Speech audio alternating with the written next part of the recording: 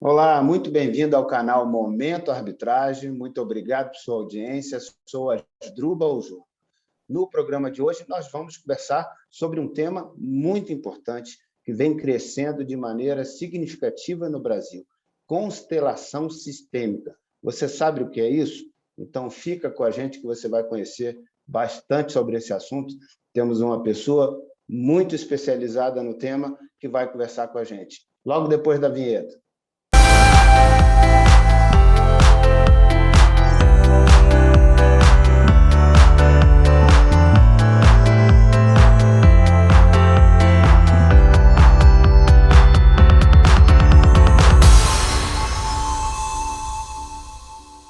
Olá, começa agora o Momento Arbitragem. Muito obrigado por sua audiência. Sou Asdrubal Júnior. Tenho aqui do meu lado uma pessoa altamente especializada, que conhece profundamente sobre esse assunto e é uma das maiores especialistas no Brasil, doutora Gabriela Asmar. Muito obrigado por aceitar o nosso convite. Doutora Gabriela Asmar é advogada, mediadora de longa trajetória, com larga experiência e muita qualificação, é consteladora, é ouvidora e muito mais coisa aí que ela vai poder falar um pouquinho mais sobre a sua trajetória vitoriosa também. Doutora Gabriela, obrigado por aceitar nosso convite, seja bem-vindo ao nosso canal Momento Arbitragem, e eu já gostaria de te dar a palavra emendando uma primeira pergunta. O que é constelação sistêmica? Conta para a nossa audiência, que tem muita gente interessada nesse assunto. Muito obrigada. Em primeiro lugar, embora profundamente agradecida, eu só preciso fazer um ajuste. Eu tenho muita estrada de mediação. Inclusive, foi graças à mediação que eu cheguei à constelação, buscando mais ferramentas para a mediação. Eu já tinha sido cliente de constelação e, como mediadora, num determinado momento, eu senti necessidade de enxergar mais longe. Eu me perguntei, depois de uma mediação, assim, o que eu não vi, o que eu não ajudei as partes a verem. E foi aí que eu me lembrei da constelação, da qual eu já tinha sido cliente, e decidi aprender e me tornar consteladora para poder ampliar o meu escopo de ajuda às pessoas que querem fazer uma transição de modelo mental, uma transição de status de vida, e muitas vezes não conseguem sequer compreender o porquê do passo final ficar sendo postergado, enquanto ela já tem na inteligência intelectual a prontidão para essa transição. Foi assim que eu cheguei na constelação. E eu, na constelação, eu tive muitos mestres maravilhosos que me antecederam em muito nesse campo, e é muito interessante, e não estou querendo fugir da pergunta que você fez, muito pelo contrário, mas as coisas se confundem de uma certa forma, ou se unem, e constelação é sobre visão sistêmica, né? Então, começando do começo, a constelação foi criada no mundo, não do nada, e é muito importante a gente entender que o que a constelação trabalha é da lei natural da vida. A constelação não é uma invenção de alguém, não é um desenvolvimento humano, ela é, sobretudo, um reconhecimento da vida como ela é. E isso se tornou metodologia graças a um alemão chamado Bert Hellinger, que faleceu em setembro de 2019. Eu estava, inclusive, num curso da Hellinger Schule, que é uma escola dele e da mulher dele, no Brasil, e eu estava dentro de um curso da Hellinger no dia em que ele faleceu, e ele que tornou a constelação uma metodologia. Ele criou um arcabouço lógico no qual a gente se baseia e criou uma metodologia para a gente poder entender essa vida como ela é a partir de determinados critérios, mas que são muito mais achados do que inventados, né? E, além do Bert Hellinger, e ele não começou do nada, diga-se de passagem, né? Ele foi antecedido por Virginia Satir e outros tantos estudiosos do comportamento humano, e hoje em dia a gente já começa a ter uma vertente científica, propriamente dita. O Bert Hellinger, ele era filósofo, padre, né, teólogo, psicólogo e pedagogo, e ele tinha uma pegada muito fenomenológica para a constelação. Ou seja, ele não se perguntava o porquê funciona. Para ele, bastava observar o que a manifestação de campo trazia à tona, e, a partir dali, é que ele compreendeu como utilizar aquela informação. Mas, né, um belo dia, ele estava num workshop, foi assistido por um pesquisador britânico, que ainda é vivo, chamado Rupert Sheldrake, e esse pesquisador é um biólogo, que já tinha começado a estudar o que ele veio a chamar de campos morfogenéticos, que, vamos lá, na origem do estudo dele, ele originalmente estava estudando o comportamento das espécies naquilo que a matéria sozinha não explica. Então, ele começou estudando sementes de árvores e tentando entender por que uma se desenvolve de uma forma e outra da outra, se no estudo celular, lá, o mais micro nível de compreensão que o homem já consegue ter, algumas diferenças não se explicavam. Né? Um exemplo que eu sempre cito é, já além das plantas, nos animais, sapos e salamandras, que eles têm mais ou menos a mesma constituição físico-química, e se você cortar um membro da salamandra, ela regenera, mas o sapo não regenera. Só que se você der estímulo elétrico no ponto onde foi amputado, o sapo também regenera. Então, o que explica o sapo não buscar o estímulo elétrico enquanto a salamandra busca, né? Esse tipo de questionamento ele se fazia, o Rupert Sheldrake. E depois ele começou a estudar o comportamento coletivo, bandos de pássaros, cardumes de peixes, enxames de abelhas e por aí vai, para entender como é que esses animais conseguem se orientar daquela forma que parece muitas vezes caótica para a gente, sem nunca colidir e nunca se perder. E nisso tudo ele chegou à conclusão de que todos os grupos de seres vivos estão conectados por uma rede eletromagnética, digamos assim. Né? Nós todos pertencemos, ao pertencer a um grupo, você cria e, ao mesmo tempo, é influenciado por esse fenômeno que nos une a todos. Então, ele foi assistir o workshop do Bert Hellinger, perguntou se o Bert Hellinger entendia por que aquele fenômeno se apresentava, e ele falou, bem alemãmente, eu não sei por que funciona, só sei que funciona e para mim tá bom. E aí o Rupert Sheldrake falou assim, mas deixa eu te explicar. E assim foi a amizade dos dois. E hoje em dia, além da linha hellingeriana, digamos assim, da constelação, tem mais alguns outros nomes, por incrível que pareça, também alemães, que são criadores de outras metodologias que não são diretamente derivadas de Hellinger, embora eles todos, né, tenham sido amigos, mas foram tomando outras vertentes, mas são, sim, uso do campo para um objetivo de tomada de consciência sobre algo que já quer se mostrar. E aí, citando Jung, né, Jung dizia que o consciente equivale a uma rolha boiando no oceano do inconsciente. Então, tudo isso que está nesse inconsciente, seja individual, seja coletivo, em algum momento se tornará consciente na medida em que a gente já tenha condições de olhar, integrar, amar, incluir. E é exatamente isso que a gente vivencia na nossa vida, sobretudo nas situações que são repetitivas ou naquelas situações que você já tentou resolver de todas as maneiras, você já foi a todos os especialistas, você realmente quer resolver, mas tem algo que ainda não está claro, que ainda te bloqueia, que ainda te impede. Normalmente, esses tipos de situação vêm do inconsciente, por lógica. Né? Porque se você é uma pessoa inteligente, capaz, preparada, buscando profissionais igualmente inteligentes, capazes e preparados, ainda não conseguiu resolver, é porque as causas não estão ao seu alcance do consciente.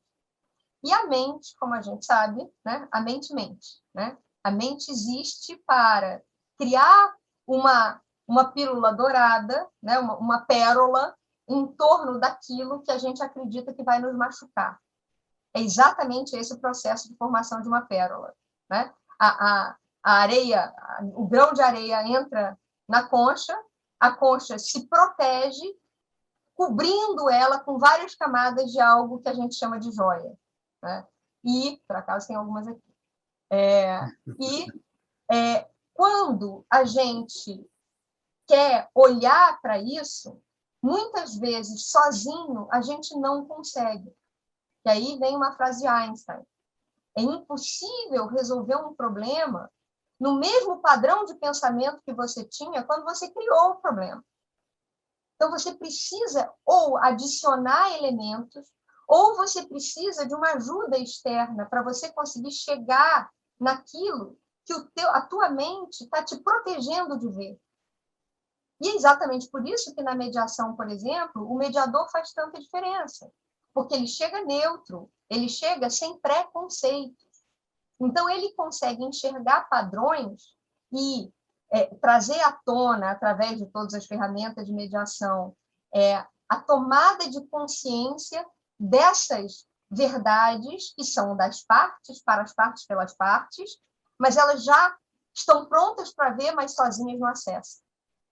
Então, esse papel, Gabriela, seria do constelador, que vai fazer essa ajuda externa, é isso? Então, é um pouco diferente da mediação. Eu só quero dar mais duas informações antes de chegar nessa comparação com a mediação diretamente, né? Certo. Então, o que o Bert Hellinger criou originalmente foi uma metodologia que ele chamou em alemão, eu não falo alemão, mas essa expressão, obviamente, eu sei, ele chamou de Familienstellen, que significa colocação familiar. Então, se eu tenho, por exemplo, se eu estou representada aqui na bonequinha amarela e eu trago alguém para representar a minha mãe, que é a bonequinha verde, essa é uma relação de mãe e filha. Essa é outra. Essa é outra. Essa é outra. Essa é uma. Essa é outra. E por assim vai, né? Então, a maneira como você se localiza em relação a qualquer outro elemento faz muito mais diferença no padrão relacional do que a gente pode imaginar leigamente. E é isso que o Bert Hellinger começou a observar em situações de terapia. Ele era terapeuta, eu não sou, né? E ele trouxe, aí ele criou a metodologia. Então, primeira coisa ele chamou de colocação familiar, ao traduzirem para o inglês e depois para o português, constellation, constelação, né? Quando a gente fala constelação sistêmica, que é um vocabulário que se popularizou, na realidade é uma redundância, porque constelação já é sistêmica, né? por definição. Mas é assim que a gente tem chamado, até muito em função do direito sistêmico e de outras aplicações da constelação que têm surgido em todas as áreas. E o segundo alemão que mais vem desenvolvendo o uso das constelações, ele é um matemático, que é o chefe da cadeira de lógica da Universidade de Munique, chamado Matthias Varga von Kibet, e a mulher dele, Insa Sparer, que criaram uma maneira de olhar para esse mesmo campo, mas eles não se baseiam tanto na fenomenologia. Eles usam uma leitura lógica dessa colocação dos elementos representantes daquilo que é essencial na situação de vida que precisa ser vista. E o terceiro alemão, que agora vem tomando mais espaço aqui no Brasil, o nome dele é Franz Ruppert, e ele é psicólogo, e ele faz uma constelação baseada na psique. Então, ele trata a origem de seja lá qual a manifestação que foi observada pelo cliente que ele quer resolver, ele trata com base em trauma. Então, são maneiras completamente diferentes de se trabalhar a mesma verdade que já está pronta para se mostrar no campo. E aí eu vou fazer a relação com a mediação. Então, isso é constelação, tá? É você partir de um pressuposto que a ciência ainda não explicou totalmente, mas está caminhando a passos largos para explicar.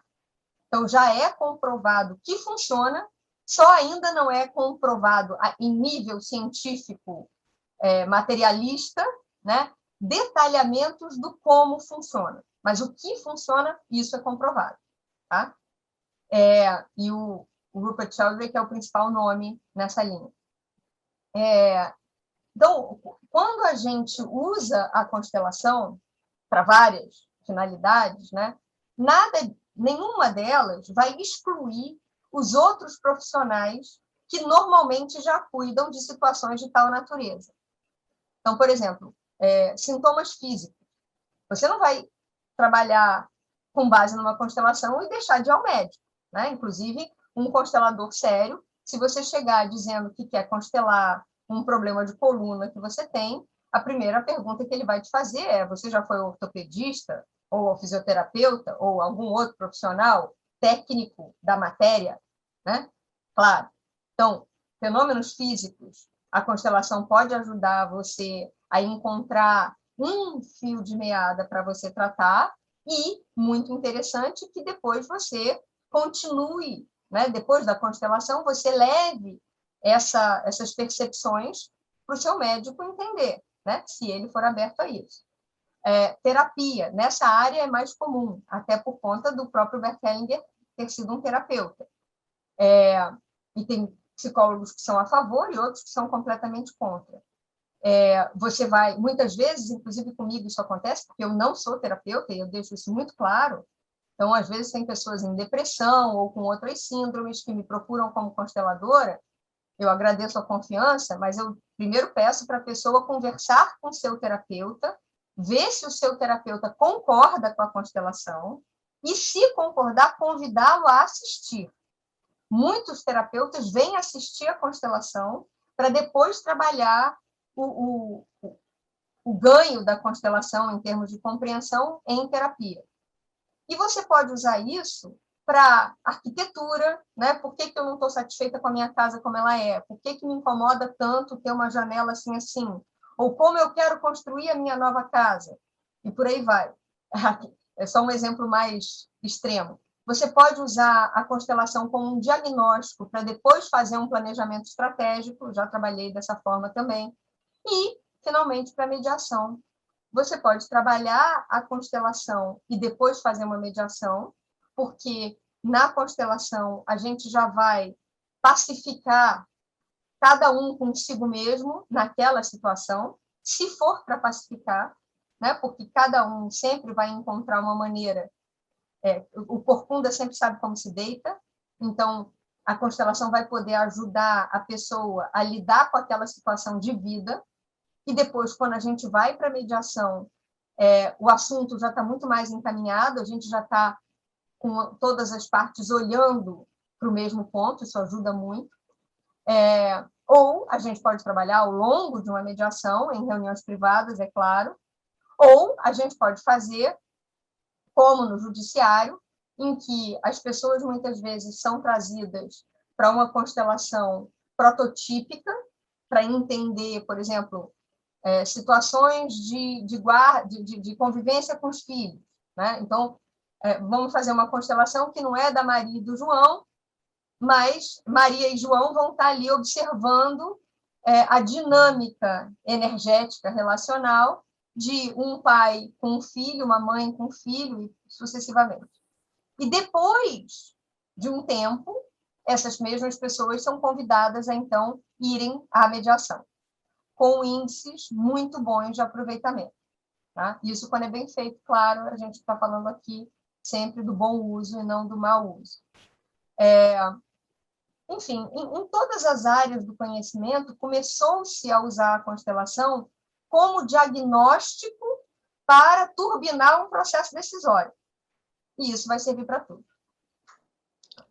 Ótimo, Gabriela. Então, a gente viu que tem diferentes vertentes, como você falou, ou seja, tiveram variações, outros estudiosos, pesquisadores que também, de alguma maneira, perceberam essa fenomenologia, né, a partir da perspectiva do criador da ideia original, mas que ali também estudaram ou o seu ponto de vista da lógica, ou o seu ponto de vista de uma ciência aí, eu diria até biológica, como você falou, que foi um biólogo que começou esse trabalho, uma questão aí magnética mesmo, da relação que liga uma pessoa a outra dentro de uma rede de convivências, e que, de alguma maneira, eu exerço influências nos outros e os outros exercem influências em mim, e a gente acaba repercutindo isso,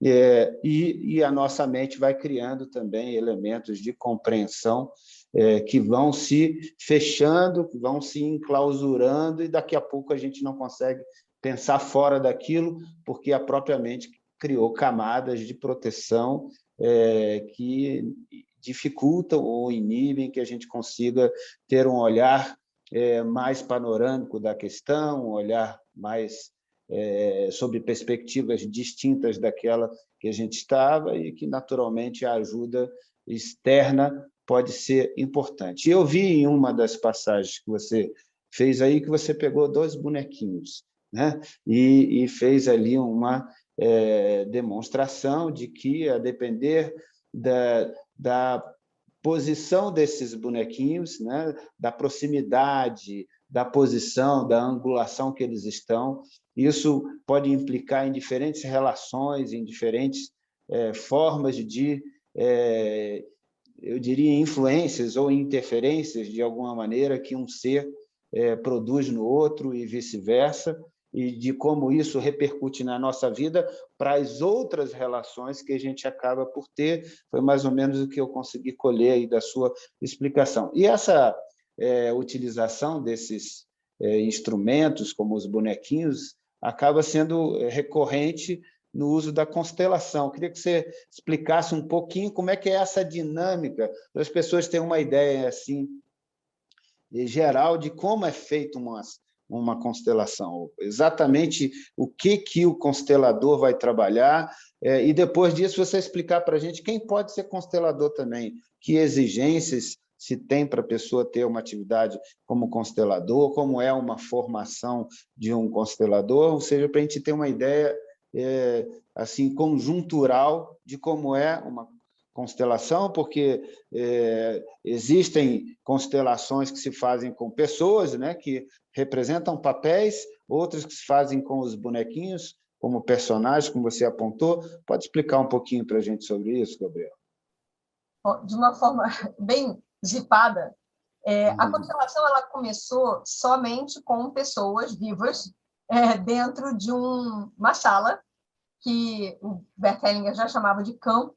O campo é um espaço qualquer, é o espaço no qual você vai colocar os elementos, seja uma tela de computador, seja uma sala com um miolo vazio, como normalmente a gente fazia, né? As pessoas sentadas ao redor da sala, e, na medida em que elas vão sendo chamadas a ocupar um desses lugares como representantes de um dos elementos do campo do cliente, aí elas entravam nisso que a gente chama de campo.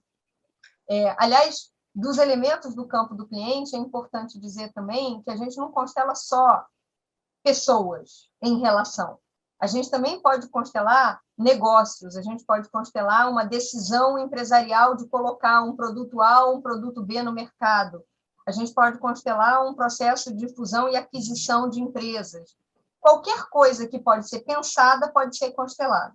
Tá? E aí a gente vai buscar a conexão com elementos que muitas vezes não são vivos. Né? Então, eu posso constelar o dinheiro, eu posso constelar a concorrência, eu posso constelar o recurso natural que eu vou usar na minha produção, e por aí vai. Tá? Bom, enfim, mas sejam quais forem os elementos, eles vão entrar nesse campo que pode estar em qualquer lugar. Na realidade, o campo está em todo lugar. Ele não é um lugar físico, né? Ele é um lugar energético. E eu não vou saber te dar uma explicação de física quântica, embora eu saiba que ela existe. Tá?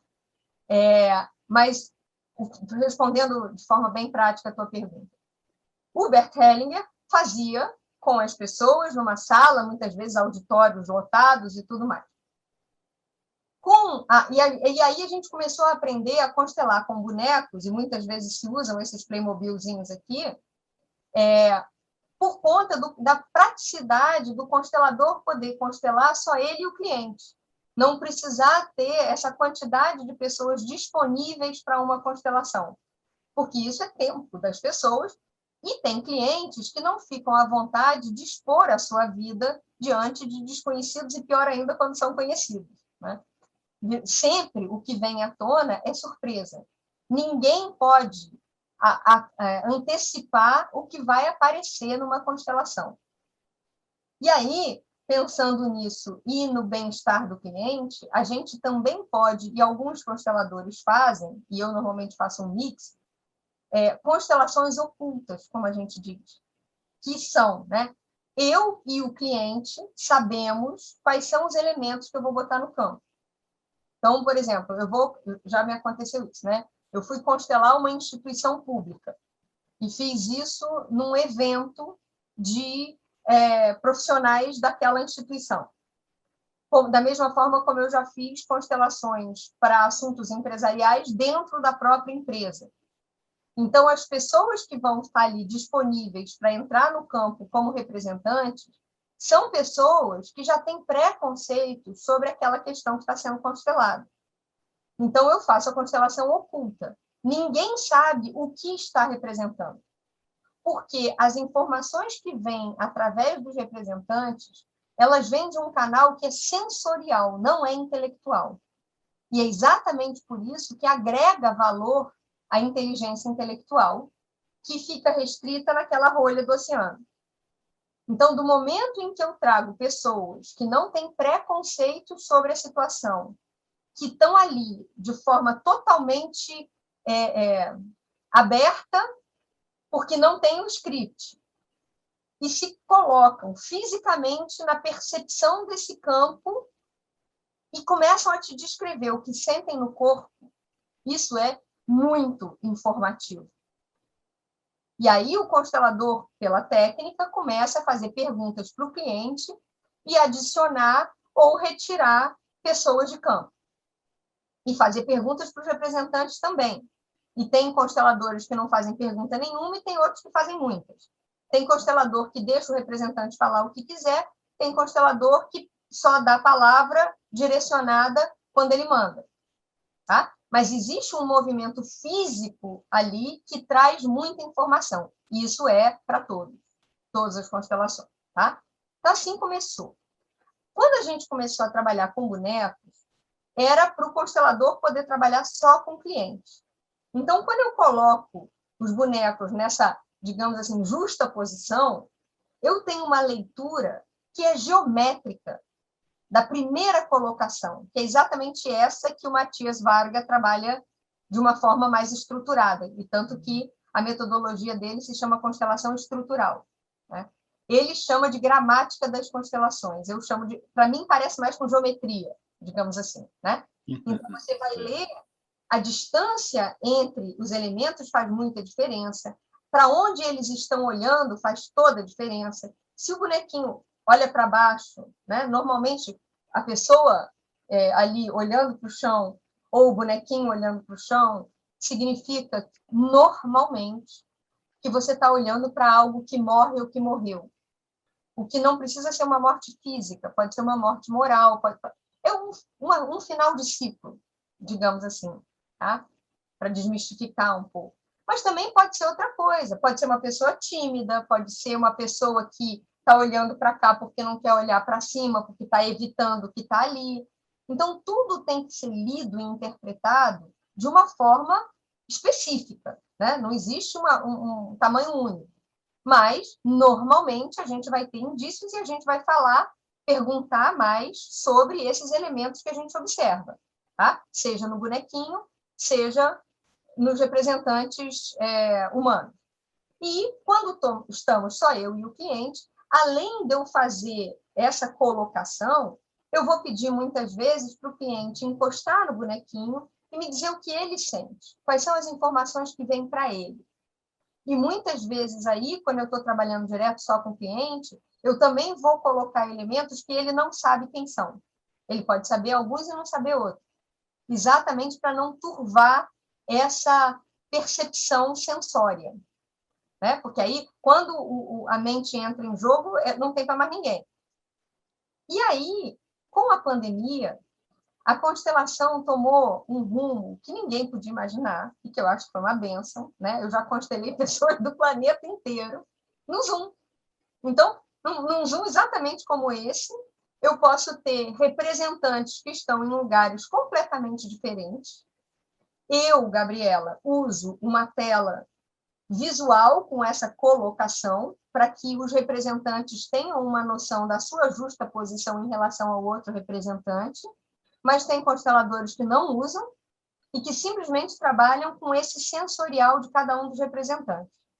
Ou eu também posso trabalhar com essa tela que mostra os lugares de cada um e pedindo para o cliente colocar aonde ele estiver, no ambiente em que ele estiver, o que a gente chama de âncoras de chão, que são papéis, um papel qualquer, branco, pode ser de rascunho, em que você localiza eles no chão, na mesma forma proporcional dos espaços que você está vendo na tela, e peço para o cliente subir em cada um desses papéis e me dizer o que ele sente no corpo. Então, tem muitas maneiras e muitas técnicas, e tem tantas outras, da gente ajudar o cliente a sair do mental e acessar as outras inteligências. E é aí que a gente consegue agregar valor. E a conclusão vem de dentro para fora.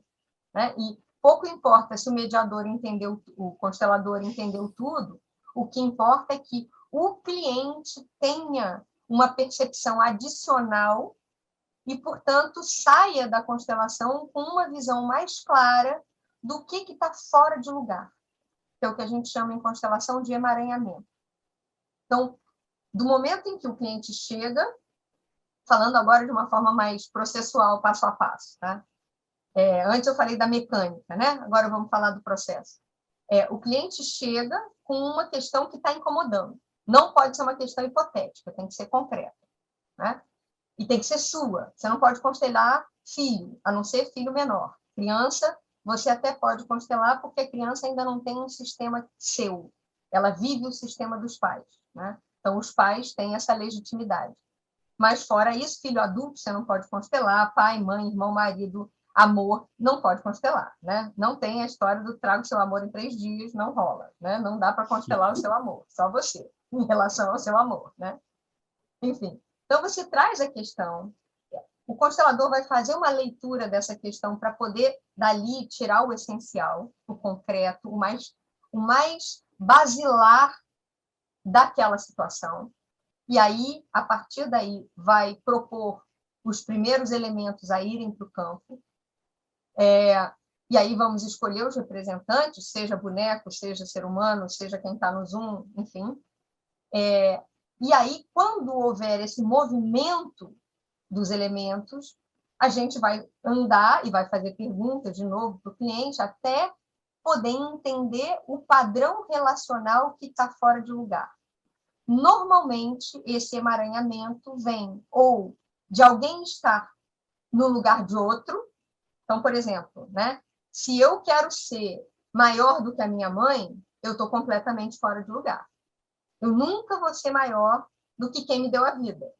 Né? Por mais que eu não goste de muitas coisas nessa pessoa. Eu posso não gostar. Amar não é gostar, isso como eu sempre disse. Né? Mas eu não posso querer ser melhor do que ela, ou querer resolver a vida por ela, ou querer salvar ela, ou querer vingar ela, porque isso significa, inconscientemente, é claro, que eu me acho melhor do que ela, que eu posso mais do que ela. E, na realidade, tudo que eu posso na minha vida é graças à vida que ela me deu. Então, quando eu entendo qual é o padrão, e, só para completar, ou é uma questão de você estar num lugar que não é seu, então isso significa que você não está no seu, ou quando existe um excluído do sistema. E, historicamente, né, em toda a história da humanidade, todo inovador passa um bom tempo lutando contra a exclusão, porque toda inovação é a antítese da tradição. E todo grupo se mantém unido graças à tradição. Então, quando vem alguém tentar expandir o escopo de visão do grupo, normalmente se torna um excluído.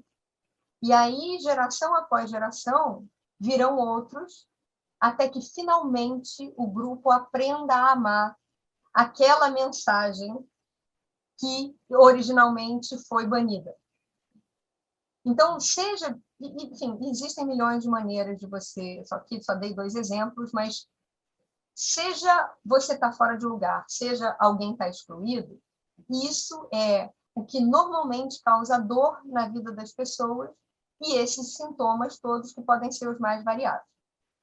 Quando a gente consegue entender qual é o padrão que está emaranhado, alguns consteladores vão rumar para uma harmonização desse campo, que é uma visão de como harmonizar, que não é excludente de outras milhares, de outras infinitas, mas que, de alguma forma, ajudam o cliente a sair com uma pacificação interna. E existem, digamos assim, pontos de vista, e até na prática a gente verifica isso, mas não tem base científica ainda, de que há uma reverberação quântica.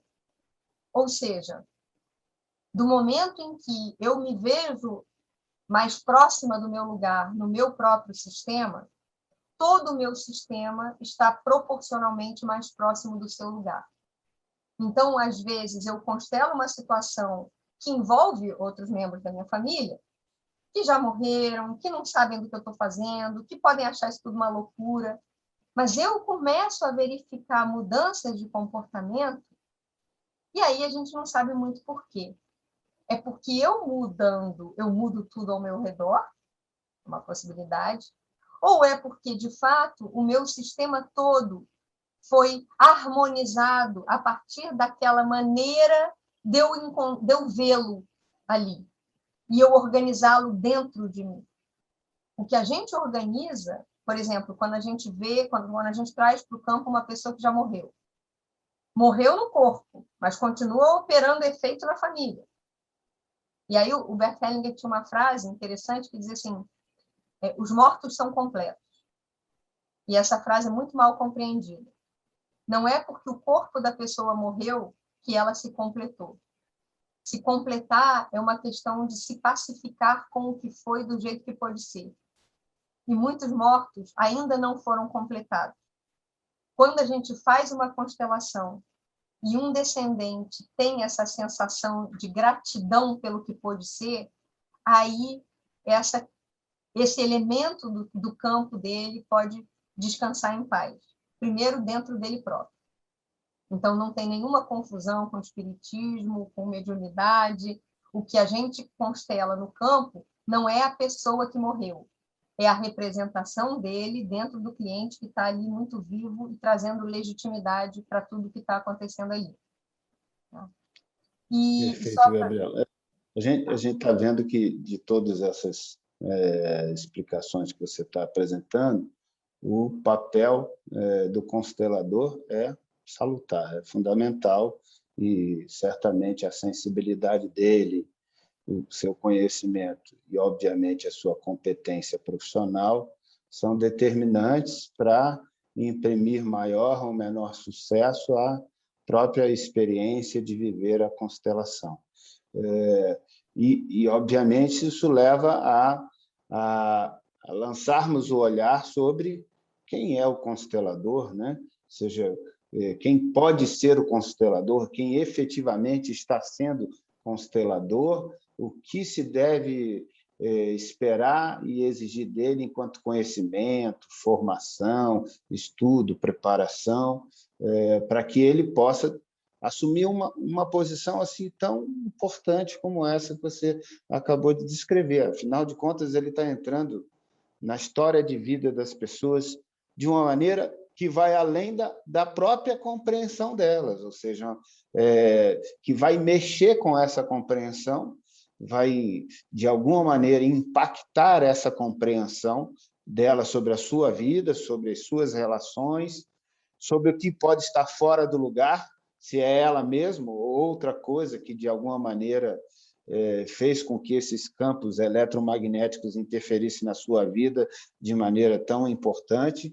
Então, ele tem assim uma figura absolutamente relevante, que pode causar impactos que a gente espera muito positivos nas pessoas, mas que talvez o desenvolvimento dessa atividade não muito bem conduzida também pode causar algum tipo de problema para as pessoas, algum impacto que não seja bom, né? E eu queria que você falasse um pouquinho, então, do constelador, se possível, explicar para a gente quem é que pode ser um constelador, o que se exige desse constelador, o que ele estuda para ser um constelador e como ele se desenvolve nessa atividade profissional. Mas, Druba, eu acho que essa é a pergunta que realmente precisa ser feita antes de haver qualquer outro tipo de crítica ou aplauso à constelação. No início do meu percurso na constelação, eu me colocava muito a pergunta da compatibilidade ou incompatibilidade de ser mediadora e ser consteladora ao mesmo tempo. Porque existe uma diferença fundamental entre a neutralidade do mediador, que já é controversa por si própria, né, e a não intenção do constelador. A característica principal de um constelador, além de conhecer a técnica, é o que a gente chama de não intenção. Quando eu abro um campo de constelação, eu não posso ter sequer a vontade de que, no final, o cliente compreenda o que aconteceu ali. Ele compreender ou ele usar para efetivamente fazer uma diferença na vida dele é algo que eu tenho que ter absoluto respeito e não me intrometer. Além disso, normalmente, o que vem é algo que é surpreendente para o próprio cliente, imagina, para o constelador. Então, eu tenho que entrar de uma forma completamente vazia de saber o que vai acontecer ali. E, obviamente, me adaptar na medida do que vem. Né? E aí é que eu vou pensar nas estratégias e etc. Não tem como isso ser um processo previamente planejado. Né? A formação do constelador precisa ser profunda, porque ninguém dá o que não tem. Para eu constelar alguém, eu tenho que ter sido profundamente constelado. Embora o Bert Hellinger tenha dito num determinado ponto da vida dele que o ideal seria as pessoas só fazerem uma constelação na vida, ele mesmo foi constelado até morrer. E ele depois mudou de ideia, tá? E o que a gente vê muitas vezes é que, para determinadas questões, uma constelação pode bastar e ser imediata, como foi a minha primeira constelação para o pânico de falar em público. A minha primeira constelação foi para isso. Você nota logo que funcionou, imediatamente. Funcionou. Completamente. No dia seguinte, eu tinha que dar uma aula de 4 horas, porque eu já estava passando mal com uma semana de antecedência. Eu nem lembrei que tinha coração no dia seguinte. Então, ali foi uma coisa papum. Basicamente, eu entendi que aquele medo não era meu, entreguei o medo para quem era o dono e vida que segue. Né? Agora, tem outras questões que você constela N vezes. Eu tenho várias questões que eu constelei já N vezes, e a cada vez eu desvendo uma camada. Porque tem situações que são muito complexas na nossa vida. Agora, você tem que estar num determinado ponto de autoconhecimento para você poder começar a ajudar os outros a se autoconhecerem, porque, na realidade, isso tudo é sobre autoconhecimento. Então, ninguém, nesse mundo que a gente vive, ninguém vai ser 100% autoconhecido, isso é fato, então não adianta a gente esperar o perfeito, porque é melhor feito que perfeito. Então, não tem assim uma fórmula exata de que em que momento você começa a constelar, mas você precisa ter passado por um percurso de formação. Segundo o meu professor, não é curso, é percurso, não é formação, é transformação. E isso não podia ser mais verdadeiro. Eu brinco dizendo para ele que eu fui buscar uma caixinha de fósforo e recebi 10 containers, né, de transformação pessoal, para então eu poder me tornar uma consteladora. Eu preciso primeiro amar a vida como ela é, para depois poder transbordar essa concordância com a vida do que vier. Eu não posso julgar o que vier, porque isso seria a antítese da não intenção e da amorosidade que a gente precisa ter. Então, precisa ser um processo profundo. O meu primeiro curso durou 2 anos. E tem muitos cursos sérios por aí que duram, né, uma média de 1 ano e meio, 2 anos, no mínimo. E assim mesmo é para sair engatinhando. E sabendo que está engatinhando. Agora, como tudo na vida, isso não é só no Brasil, né, tem muito curso de fim de semana, né, que vende milagre, e quem compra milagre acha que sai milagreiro.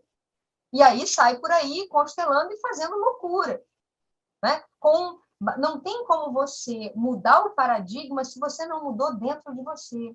E isso leva tempo. Né? Como disse um consultor que trabalhou comigo uma época, eu posso ter 9 mulheres grávidas há 1 mês que eu não vou conseguir tirar daí um bebê. Né? A soma dos 9 meses delas todas não vai gerar uma gestação de 9 meses. Então, esse processo de formação de algo novo é algo que precisa acontecer de dentro para fora com tempo. E qualquer antecipação, qualquer tentativa de acelerar esse processo é mais danosa do que produtiva. Então, isso é fundamental. A gente tem no Brasil muitos professores maravilhosos. Vários deles estudaram diretamente com Bert Hellinger. Tem outros que não estudaram com Bert Hellinger, mas que são cria daqueles que estudaram com Bert Hellinger. A gente ainda está na 2ª ou 3ª geração de consteladores. Então, essas pessoas que acumulam anos e anos de estrada tendem a ter formações mais profundas do que quem é mais novo, né, no assunto. Então, é muito importante saber escolher.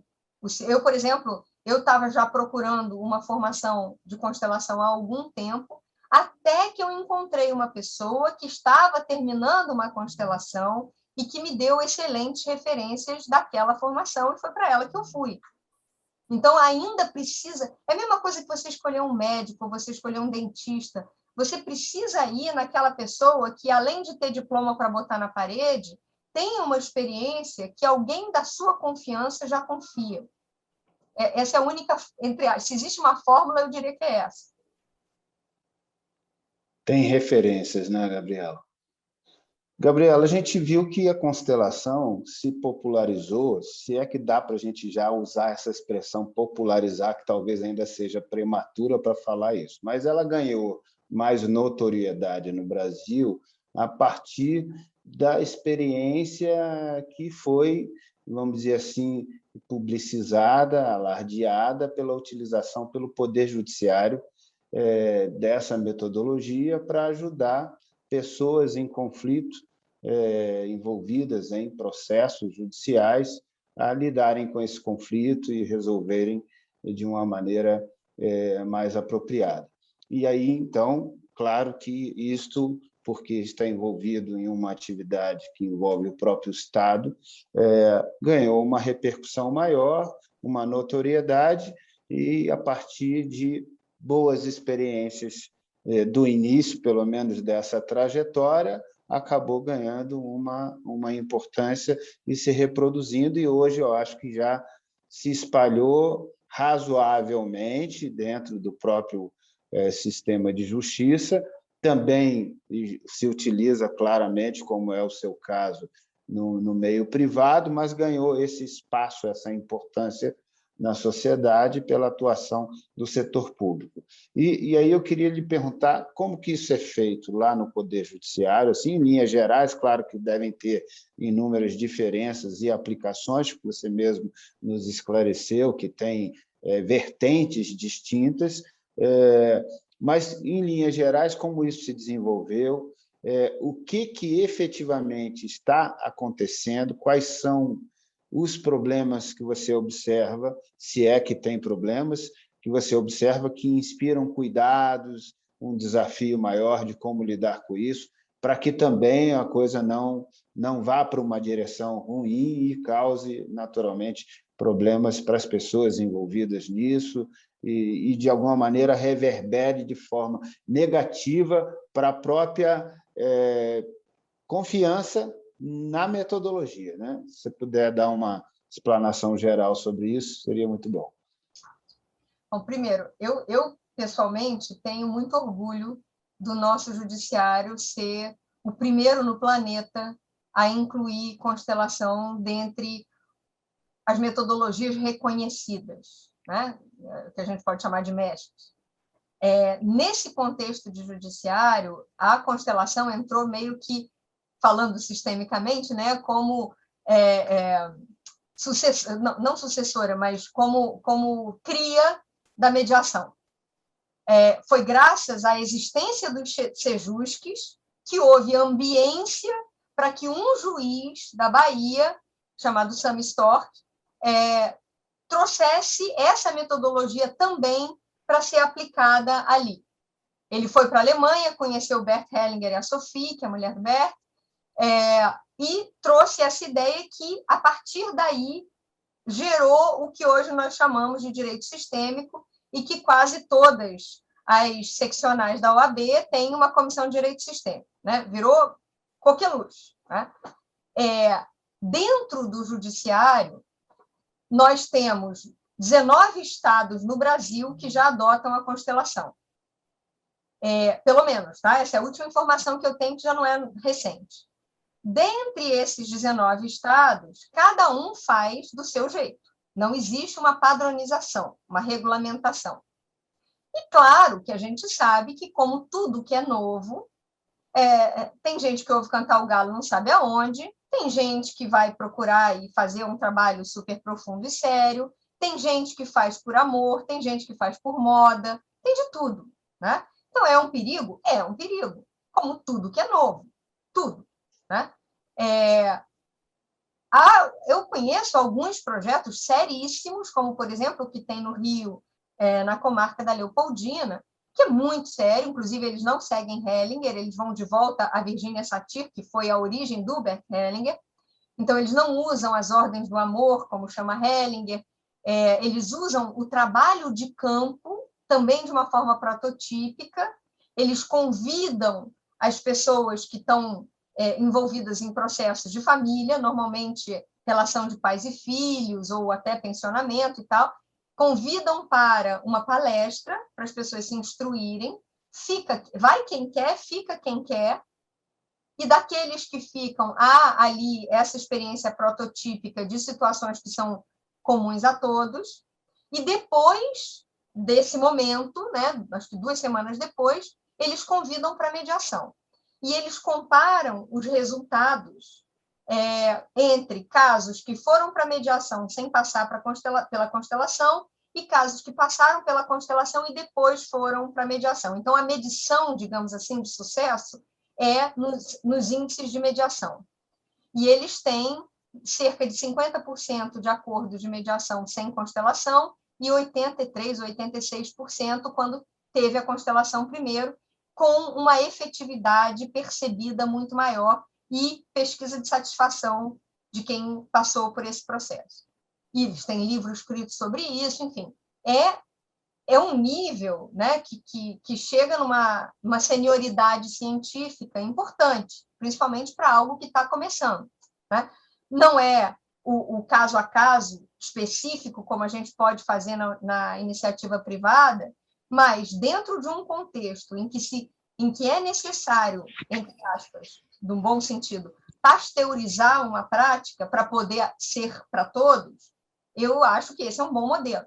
Existem modelos pelo Brasil inteiro. Existem juízes que fazem formações de constelação, e eu conheço vários maravilhosos, e sem nenhuma estrutura, sem nenhum staff, eles próprios, nas audiências com as partes, usam conceitos de constelação, usam o que a gente chama de exercícios sistêmicos, para os quais não se precisa dar nome. Você não precisa dizer que você está fazendo constelação se você pegar uma caneta e um lápis e disser assim, o lápis representa o pai, a caneta representa o filho. Como você imagina que o seu filho vai se sentir ao receber a notícia XYZ, né? Você é o lápis, seu filho é a caneta, né? Eu posso fazer isso, obviamente, isso com um tempo, com uma pertinência, mas eu posso fazer isso sem precisar chamar de constelação, sem ser constelação. Isso aqui é um exercício sistêmico, mas que ajuda o meu interlocutor a conseguir ter percepções que vão além da ladainha, do mantra do judiciário, que é sempre um contra o outro. Consegue ajudar as pessoas a se colocarem no lugar dos outros para poder tomar decisões bem informadas. Então, isso feito com parcimônia, feito com técnica, feito com respeito, né? E uma das coisas que eu gosto de falar sempre, e que eu ouvi isso do Matias Varga diretamente, o Matias faz sempre as comparações com a matemática, e ele uma vez estava explicando sobre a equação de Fibonacci, que é um dos principais padrões encontrados na natureza, que explica os ciclones, explica a forma dos caracóis, e por aí vai. E, basicamente, o que a equação de Fibonacci é sempre a soma dos dois elementos anteriores de uma sequência, produzindo o terceiro, né? Então, o primeiro número é 1, o segundo é 2, o terceiro é 3, que é 2 mais 1. O quarto elemento vai ser 5, porque é 2 mais 3, e assim sucessivamente ao infinito, né? E o Matias Varga, então, explica que essa é uma das visões de uma constelação, se a gente pensar geracionalmente, em que cada um na matemática da vida, a diferença que fez entre os que lhe antecederam e os que lhe sucederão.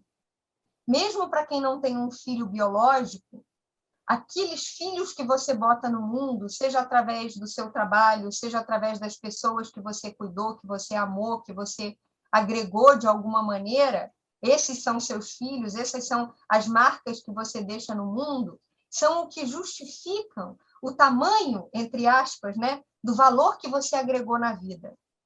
Então, se a gente partir dessa lógica de que todos são capazes, de que todos estão no mundo por uma razão para agregar valor, mas com respeito aos que vieram antes, com gratidão pelo que recebeu, podendo então acrescentar o que é seu, né?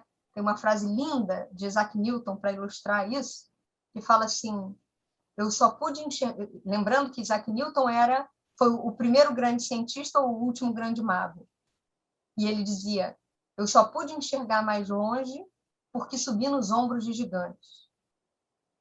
Quando a gente traz para dentro do judiciário esse nível de compreensão da vida, tirando as partes de um lugar de impotência e quase ridículo, de revitimização, para um lugar de decisores da sua própria vida, seja na mediação, seja na constelação, isso só pode ser positivo.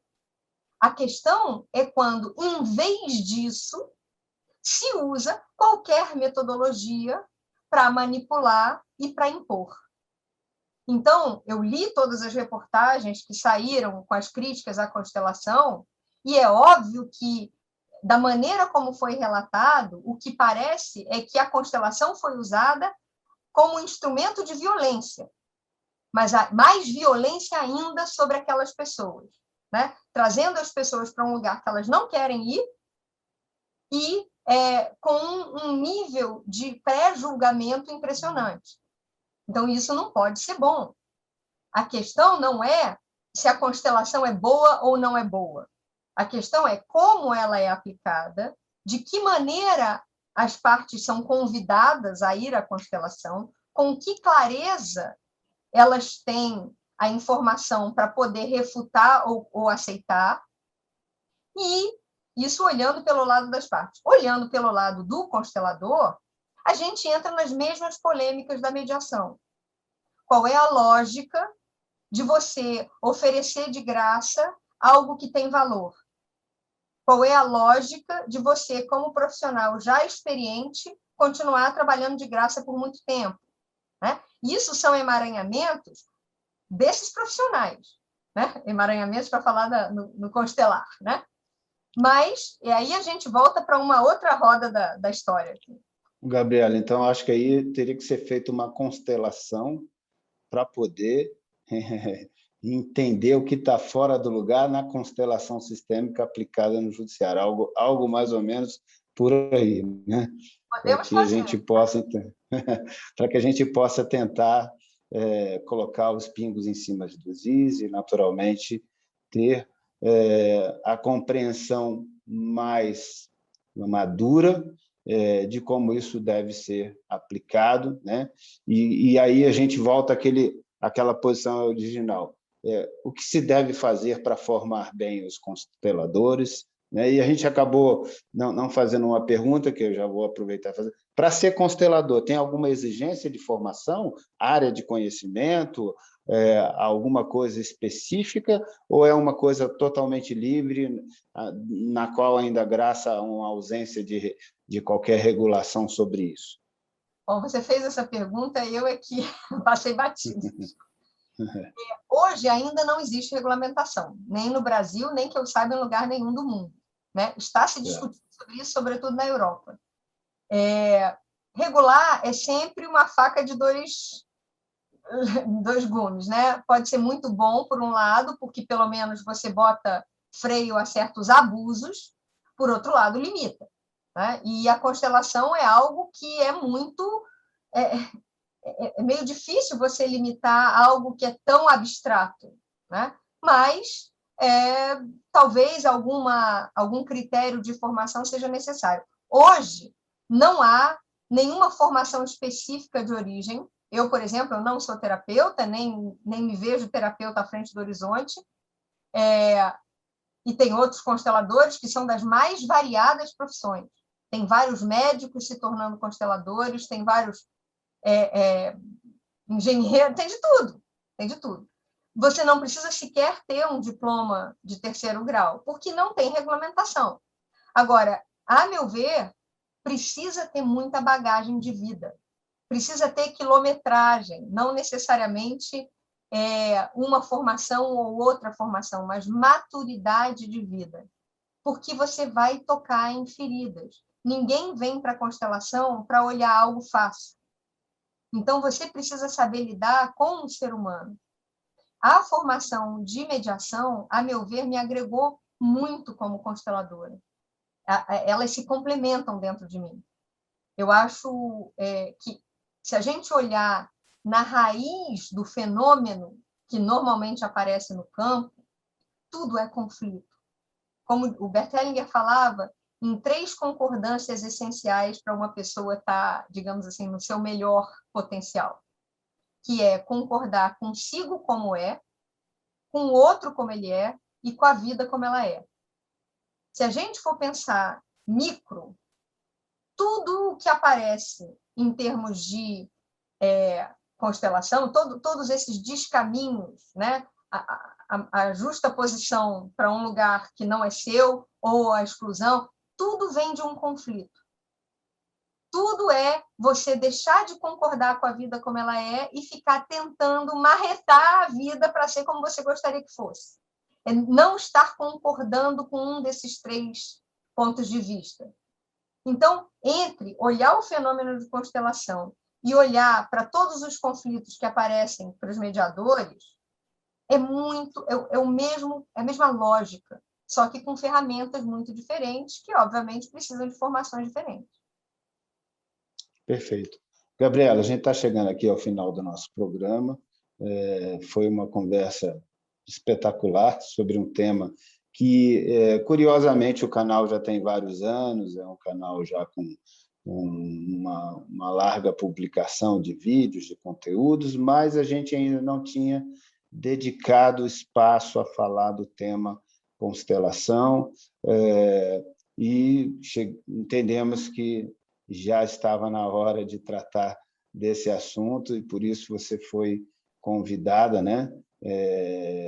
Porque tem profundidade, tem densidade, tem experiência para poder nos ajudar a entender esse assunto e ajudar as pessoas que estão nos assistindo a que possam entender um pouco desse tema. Foi possível ver que é um tema de grande profundidade, que envolve método, mas que envolve também uma percepção sensorial das coisas, ou seja, muita sensibilidade para que isso se desenvolva com qualidade. Você até agora, no final, lembrou bem da importância da maturidade de vida daquelas pessoas que queiram, de alguma maneira, se incursionar por uma formação e por um desenvolvimento de uma atividade na qualidade de constelador. E isso tudo, de certo modo, implica na necessidade da gente revisitar esse assunto em outras oportunidades aqui no canal, e certamente você está convidada, e outros profissionais também serão convidados, e aqueles que você queira, de alguma maneira, também recomendar, serão muito bem-vindos aqui ao canal. Mas eu gostaria agora de deixar o espaço para você poder fazer suas considerações finais, e eu só pediria para você pontuar duas coisas nessas considerações finais, além de outras que você queira incluir. Uma delas é: qual a sua visão de futuro para a constelação sistêmica no Brasil? E a segunda é: como te encontrar, como estar próximo de você, como, de alguma maneira, quem tiver interesse também de constelar contigo ou de aprender mais com você, pode interagir e te procurar e te encontrar nas redes sociais. Fique à vontade para passar as informações que você queira aqui agora e outras questões que você queira considerar. E, mais uma vez, a nossa gratidão por você estar aqui com a gente, dando essa tão valiosa contribuição para o nosso canal. Primeiro, muitíssimo obrigada.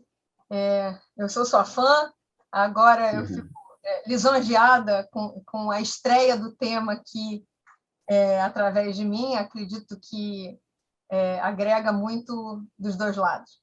E, enfim, tem muitos profissionais maravilhosos que depois eu posso te indicar para você entrevistar também, com visões que sempre são ricas.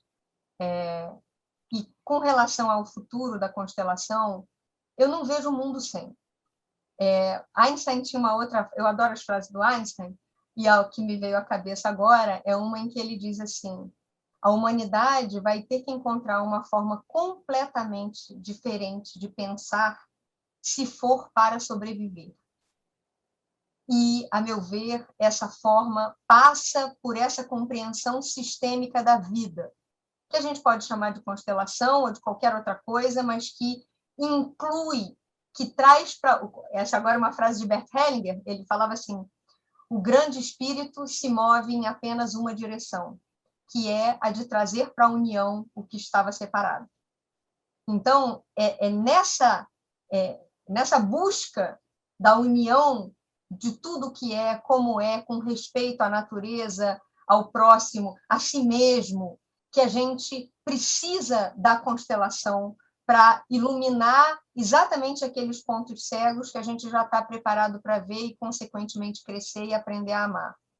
E isso vai entrando em todas as áreas do conhecimento, como a própria ciência já vem demonstrando, né, incluindo cada vez mais o sutil dentro do que antes era exclusividade do material, né? Não dá mais para a gente pensar a matéria sem incluir aquilo que a matéria não explica, em tudo. Então, eu não vejo nada sem isso. No judiciário, eu acredito que não vai haver retrocesso. Eu acredito que, uma vez que a mente se expande, não dá mais para tentar ter o tamanho anterior. Mas ainda falta muito para a gente poder trabalhar nesse nível com a excelência ideal, né? Sem opositores. Porque tudo que é novo tem oposição e está tudo certo, faz parte. Que bom que as críticas vêm. É muito melhor que venham críticas do que elas fiquem latentes e as pessoas cheias de caraminhola na cabeça sem poder se esclarecer para então poder, eventualmente, continuar criticando, mas criticar construtivamente, né? Então, essa é a parte do... Essas críticas acabam, de alguma maneira, também servindo como um mecanismo de controle de qualidade do que está se desenvolvendo, né? Isso é muito, muito necessário. Isso precisa acontecer sempre. Orar e vigiar, né? Sempre, em tudo. E como que as pessoas te encontram, Gabriela? Conta para a gente. Agora vamos chegar lá. Bom, eu depois, se você puder botar Vou colocar na edição, pode deixar. Então, eu tenho uma sociedade que é uma casa que nasceu para ser uma incubadora de mediadores e consteladores, de mediação e de constelação. Antes da pandemia, a gente fazia muitos eventos ao vivo. Depois da pandemia, tudo virou online, assim como essa casa, e temos site, temos tudo acontecendo online, que se chama Via Concórdia. Então, o nosso site é www.viaconcordia.com.br. Instagram, mesma coisa, enfim, Facebook, tem todas as mídias, e por ali dá para encontrar a mim e as outras profissionais também que trabalham com a gente, que obviamente todas são pessoas que nós confiamos na ética e na técnica. E se alguém tiver alguma questão que quiser esclarecer comigo, pode escrever para o meu e-mail, alegremente responderei, nem sempre com a velocidade que eu gostaria, mas é um prazer. O meu e-mail é Gabriela Asmar, tudo junto, né? Então fica o último A de Gabriela junto com o primeiro A de Asmar. Asmar tem 2 S, A2SMAR, @gmail.com. Maravilha, Gabriela. Quero mais uma vez agradecer de coração aqui sua valiosa contribuição. Quero também agradecer a você que está nos assistindo pela sua audiência, pela sua interação permanente com o canal e pedir, se você ainda não o fez, se inscreva no nosso canal, curta, compartilhe, comente, né? Fale para os seus amigos, mande esse vídeo e outros do nosso canal para que outras pessoas da sua rede de relações aqui, da sua constelação, como a gente conversou bastante aqui, possam também interagir com a gente. Beijo para você, muito obrigado. Até o nosso próximo programa. Você já sabe que nos encontra aqui toda semana no canal Momento Arbitragem. Valeu, obrigado, Gabriela. Beijo para você. Muito obrigada.